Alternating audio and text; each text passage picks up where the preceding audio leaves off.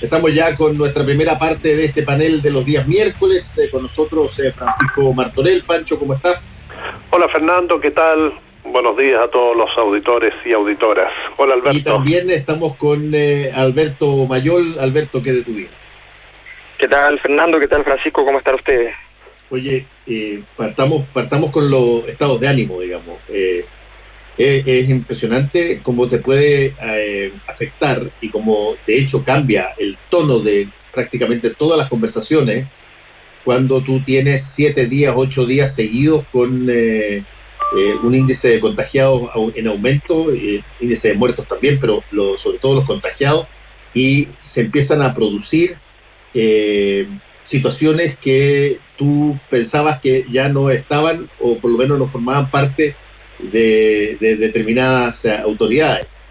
Cuando yo escucho a Joaquín Lavín pidiendo que vuelva a la cuarentena a Las Condes, después de haber intentado abrir el Apumán, que me parece una buena lección, en el sentido de decir, mira, nos equivocamos, esto aparentemente no estaba como corresponde y creo que hay que volver a tomar cuarentena, pero es un hecho súper gráfico de que aquí aparentemente llegamos en un momento dado hasta hace algo así como 20 días o 15 días atrás, donde se creía que esto prácticamente estaba resuelto o en vías de resolución, y de pronto nos estamos topando con la constatación de que estamos en un pic muy alto que no ha terminado y que sobre todo no sé si están todos los elementos que se debieran tener para poder enfrentarlo.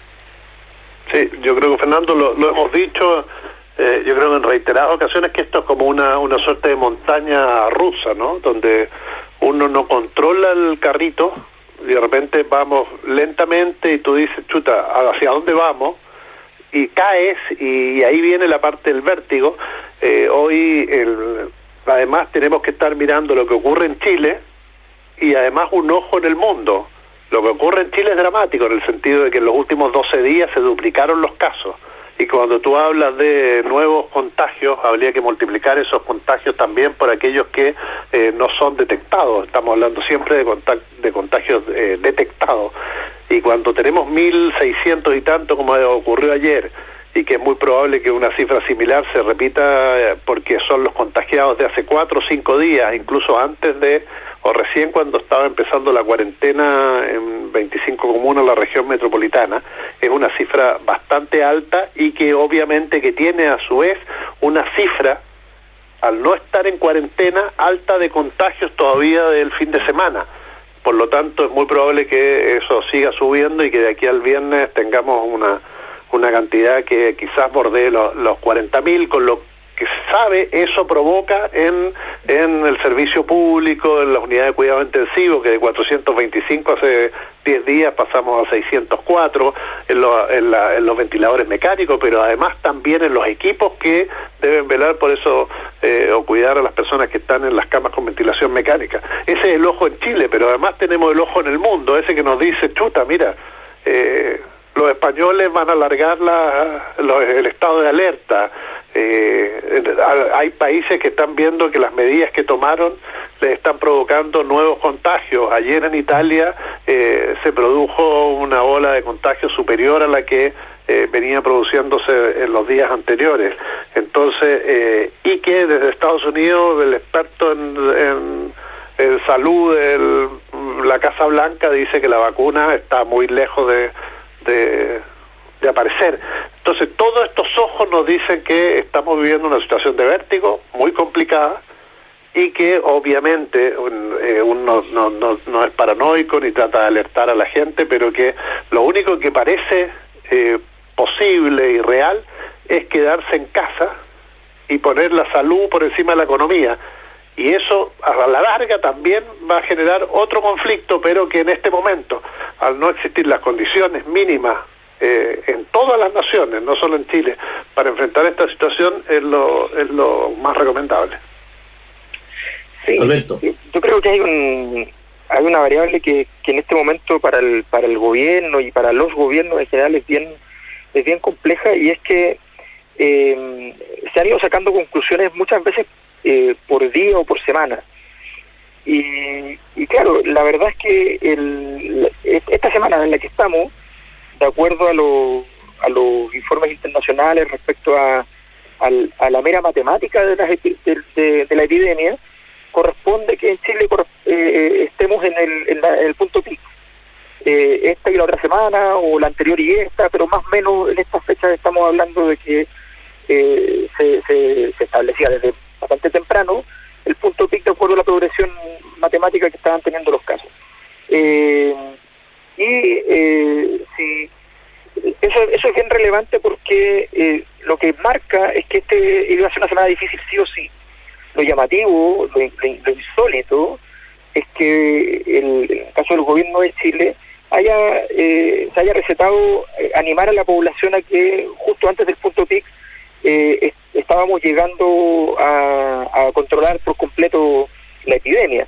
Eso es bien absurdo, no tuvo ninguna lógica, revela una falta de criterio o un manejo de la información que sí la tienen. Estamos hablando de que al ministro se le preguntó por el informe de Singapur, por ejemplo, sobre las curvas de las epidemias en todos los países, y él sencillamente dijo que no era un informe que ellos estaban tomando mucho en consideración, pero se entendía que lo conocía, digamos.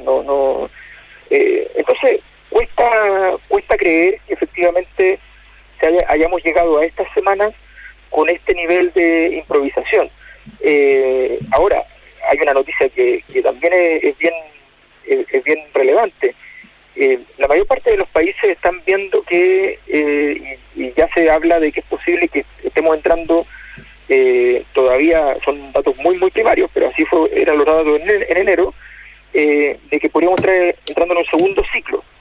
Es decir, que empiecen a aparecer, se refieren básicamente al caso de Corea, que está empezando a generar aparentemente una nueva entrada.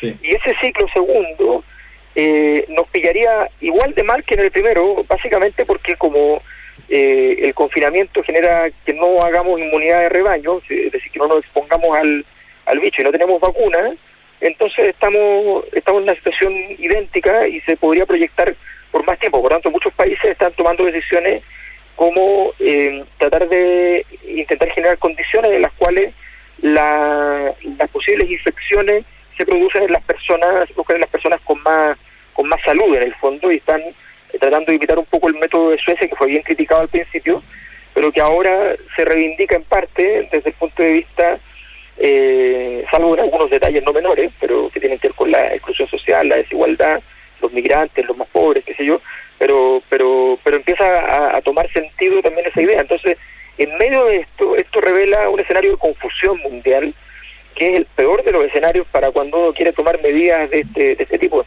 Va a ser bien difícil la salida, y con los datos de Estados Unidos económicos de 20 millones y medio de empleos perdidos solo en el mes de abril, tampoco vemos cuánto espacio queda, porque cuando hablamos de pérdidas de empleo, hablamos de personas que empiezan también a enfermarse y a morir por otras razones. Entonces empezamos a multiplicar las causas de muerte, con sistemas sanitarios que están dedicados básicamente al COVID-19, que también es un gran problema, y con sistemas sanitarios que además, por ejemplo, los datos que tiene el Ministerio respecto a la detección de brotes infecciosos respiratorios para este año tienden a 0, lo que es insólito, o sea, no puede ser.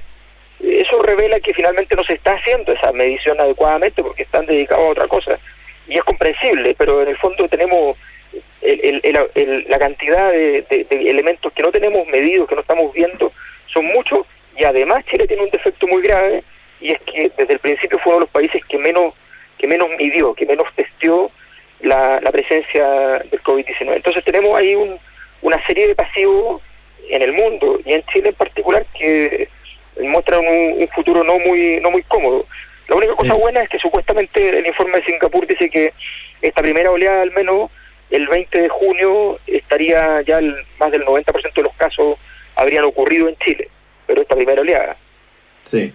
Claro, porque ahí hay que tomar en cuenta, cuando yo digo tener ese ojo mirando a Europa, las diferencias que existen. Por ejemplo, en cada uno de los casos que recomiendan hoy esto de aislar a los más vulnerables, en un país como este es prácticamente imposible. El otro día hablábamos de una columna que había aparecido de un experto de Stanford que decía que había que focalizar en la protección de las personas de la tercera edad. Pero en Chile eso es imposible desde el punto de vista social, porque ellos viven, en la mayoría de los casos, con los jóvenes, no están aislados como en Suecia o en España o en Italia en lugares, en hogares, en centros. Acá no, acá están conviviendo, trabajan incluso y están conviviendo con sus familias. Entonces, esa receta no es la correcta. Entonces, este ojo en Europa solo nos sirve para decir que solamente un 15% aproximadamente tendría hoy inmunidad de anticuerpos. Es decir, el 85% en el mundo no se ha contagiado, el virus altamente contagiante y el crecimiento rápido lleva a mucha gente a la UCI. ¿Cómo enfrentamos eso? Es el tema que hoy estamos, y como dice Alberto, y en esto estoy de acuerdo, es decir, no solo esos llamados que parecían adelantando el desconfinamiento, el tomar el café, el comerse la empanada, el estamos controlando la enfermedad, en compararnos con los países vecinos en cuanto a la cantidad de fallecidos. Creo que eso, además de un error comunicacional, se convierte en un error dramático cuando hoy las cifras empiezan a golpear fuertemente en la cara y además sabiendo, como dice Mayol, sabiendo que esto iba a ocurrir. Es decir, esto no es nuevo, es decir, tenemos esta posibilidad incluso de ir viendo lo que está pasando en otros lados, por lo tanto, sabíamos que este virus iba a ir avanzando de una manera al 1,2, al 1,4, al 2 o más, contagiando gente, y es lo que va a empezar a ocurrir. A ver, ahí en el área que no tiene que ver con la propagación de la epidemia, sino que con las medidas que se están intentando tomar para enfrentar las secuelas de aquello, y particularmente la situación económica. Tenemos ya que el veto del presidente Piñera al ingreso familiar de emergencia pasó la Cámara de Diputados, se va a ver ahora en el Senado. Yo tengo la impresión ahí y lo he dicho aquí varias veces, que esta es una situación que en teoría de juego se llama la teoría del pollo o de la gallina, donde básicamente dos intereses compiten por quién cede primero en un marco de tiempo donde después de ese tiempo ya no se puede funcionar. Y en este caso me parece relativamente evidente que quien va a ceder va a ser la oposición y que va a dejar de pedir un monto más alto y de alguna manera no puede utilizar sus votos para oponerse a ello, porque el resultado sería que la gente no recibe nada, y eso repercutiría directamente en una lógica de obstruccionismo absurdo. Por lo tanto, esa pelea yo creo que está perdida. Si no hay voluntad política del gobierno de subir el monto del ingreso familiar de emergencia, va a salir del Senado y va a ser implementado tal cual como la moneda lo quiso. Alberto. Sí, efectivamente, o sea, la oposición no tiene mucho juego primero porque este es el típico caso en el cual no hay mucho juego. O sea, el gobierno dice X cifra, la oposición dice X por 2, el gobierno dice no puedo X por 2, vamos con X, y la oposición, si rechaza el proyecto, sencillamente anula el beneficio. Por tanto, se encuentra en un escenario imposible, y el siguiente comentario es: entonces la oposición no quiso aprobar este proyecto, y la política vive realidades, por tanto incluso la ciudadanía consideraría que eso está muy mal. Por tanto, ese no es el camino para la oposición. Pero la razón fundamental por la cual no tiene juego es porque no ha tenido política. O sea, la oposición no ha tenido la capacidad de hacer política en todo este proceso. De hacer política, no me refiero en el sentido más miserable del término, me refiero a hacer política en su sentido amplio, y tener propuestas de políticas públicas, tener ideas en medio de todo este escenario. Esto es tan marcado que incluso durante todo este ciclo del coronavirus inserto en la política nacional, el Congreso está viendo toda clase de proyectos de distinta índole, algunos incluso de carácter político-administrativo, digamos, como la cantidad de diputados y senadores y cosas por el estilo, y sencillamente se está jugando ese juego en circunstancias que hoy día todo indica que deberíamos tener toda la energía puesta en resolver lo urgente y al mismo tiempo proyectar lo inevitable, que es la recesión y las dificultades de aquello. Chile no está en recesión todavía, pero va a estarlo muy próximamente, y el desempleo hoy día no está marcando lo que tendría que marcar, porque la mayor parte de las empresas que están en problemas se suscribieron a la ley de protección al empleo, y por tanto no aparecen como desempleadas esas personas, pero en la práctica lo están ahora, y seguramente una proporción importante de esas personas lo van a estar después. Entonces estamos hablando de que en medio de este escenario lo que habría que ver es que la planificación del futuro, y llama mucho la atención que las discusiones más álgidas se produzcan a partir de los beneficios que no son estructurales, que son beneficios de bonificaciones, de ingresos de salvataje que sirven un par de días, digamos, y no el diseño de un proyecto de mayor duración, de mayor sostenibilidad, ni la pregunta de si acaso es necesario mayores niveles de endeudamiento del país, en fin, un conjunto de preguntas que hoy día son relevantes. Sin embargo, la oposición ha estado jugando el juego del gobierno, que es ir paso a paso, trabajando tema por tema, y da la impresión de que eso a la larga tiene el problema de que no está integrado un marco de solución. Oye, claro, yo creo que un poco como bien se dice, aquí la sartén por el mango la tiene el gobierno, y es el que generó un escenario a 3 meses. Estamos a mes y medio ya de que terminen esos 3 meses. Me refiero a los 3 meses de emergencia, los 3 meses del fondo, los de cesantía, los 3 meses de medidas de emergencia, etcétera. Y eso es lo que está a punto de suceder y colapsar.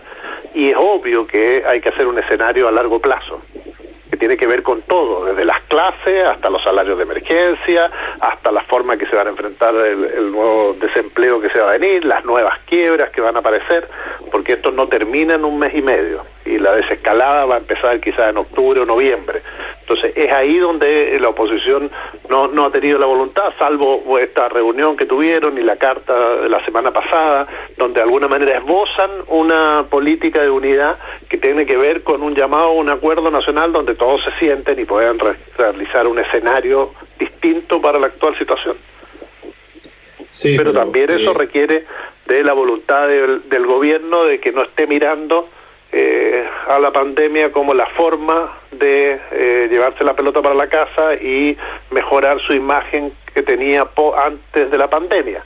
Entonces, hoy se requieren de voluntades, y las voluntades todavía están muy alejadas unas de otras, porque todavía seguimos en un escenario que no es el de crisis. Ahora, Pancho, y también a ti, Alberto, hay cosas que están pasando que revelan por lo menos que hay una preocupación, por lo menos económica, para precaverse de lo que se viene.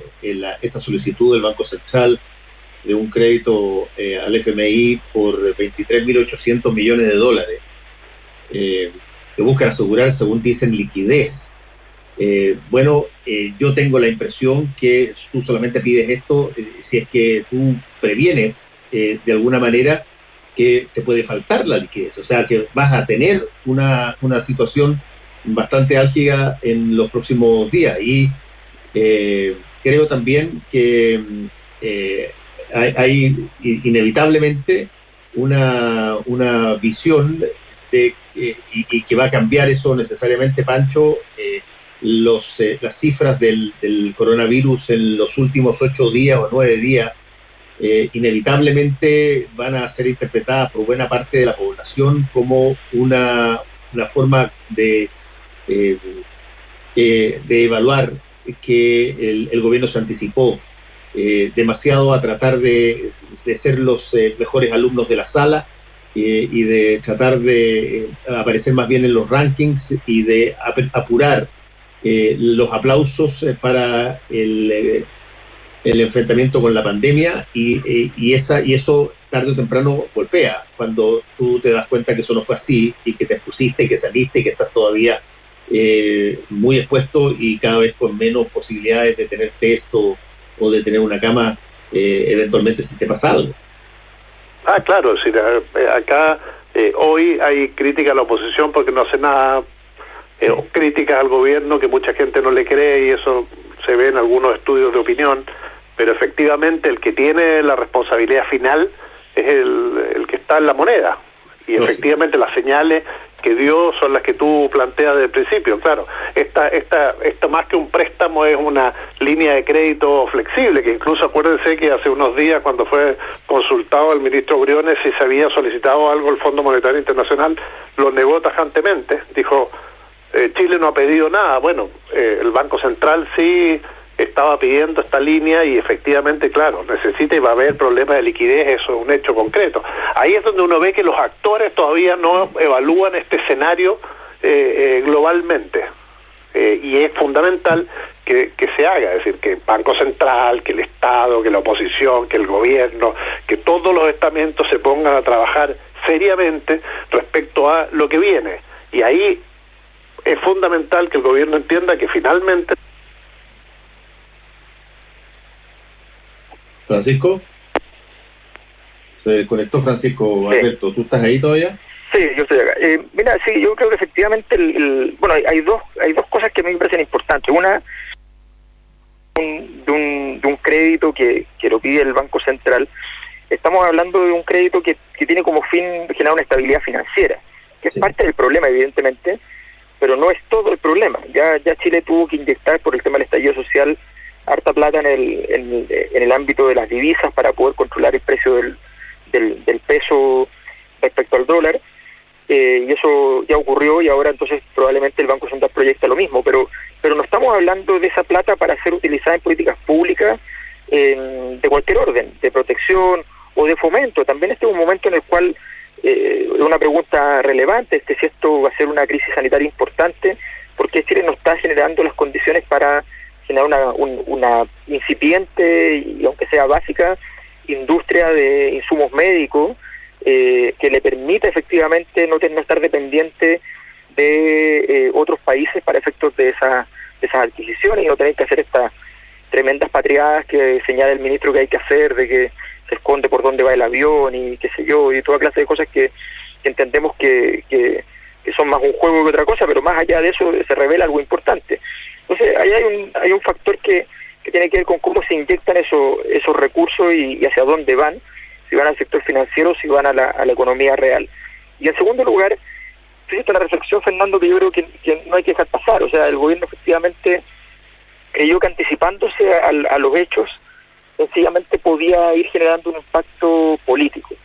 Eso es sumamente discutible. Esto me recuerda, creo que fue la última Olimpiada, donde un ciclista chileno se mandó una escapada muy temprano en la larga carrera de ciclismo que corresponde, y él se fue una escapada de varias horas en primer lugar, y entonces mucha gente en Chile estaba muy entusiasmada, decía, se robó cámara, qué sé yo, y la gente experta en los paneles de televisión y qué sé yo, decía, esto es absurdo, es estúpido, o sea, no tiene ningún sentido, o sea, esto no se hace, uno compite sabiendo a lo que va, y todos los competidores serios se guardan hasta el final, o sea, no tiene sentido hacer una escapada al principio y tomar la cámara en la transmisión.